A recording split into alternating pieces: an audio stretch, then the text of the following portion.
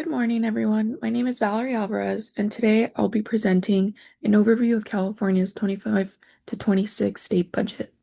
I'll focus on how the governor's original budget priorities evolved over time, from the January proposal to the May revision, and finally, the enacted budget passed by the legislature.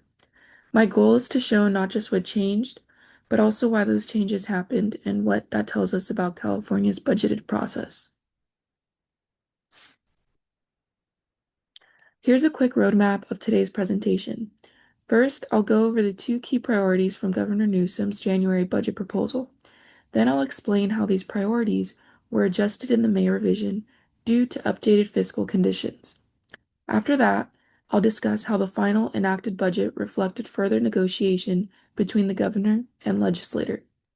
Finally, I'll end with a few closing thoughts on what these shifts reveal about fiscal discipline and flexibility in public administration. In January 2025, the governor's proposed budget emphasized education and wildfire preparedness as two top priorities.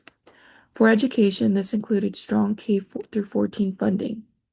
For public safety, the focus was on wildfire prevention and firefighting capacity, which is critical as California faces increasingly intense wildfire seasons. These priorities reflect the administration's commitment to long-term investments in both people and public safety. At this stage, California was still anticipating a modest surplus, so the tone of the proposal was ambitious and optimistic. By May, the picture had shifted dramatically.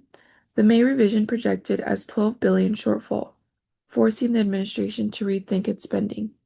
The education budget still aimed to protect core programs, but higher education cuts were reduced from nearly 8% in January to about 3%. For wildfire and public safety, the state maintained essential funding, but imposed cost controls across departments. Overall, the message of the May revision was about fiscal restraint, scaling back or delaying increases to adapt to a leaner revenue forecast. By the summer, after legislative negotiations, the final enacted budget looked different again. Instead of deep cuts, the legislature and governor agreed on borrowing and internal fund transfers to balance the budget. Education funding stayed mostly intact, maintaining key K through 14 initiatives like universal meals, but new program expansions were deferred or reduced. Wildfire and public safety funding was largely protected, recognizing that fire response capacity is non-negotiable in California.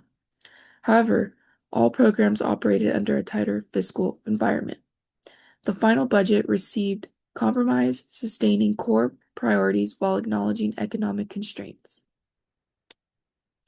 The main takeaway is that California's budget process is dynamic. Priorities don't vanish, but their scale and timing change with fiscal realities. It also shows how multi-stage negotiation among the governor, legislator, and state agencies shape final outcomes.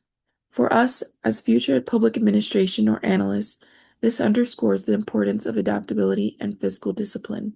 We need to understand that public goals must be balanced with financial feasibility, especially in large, complex states like California.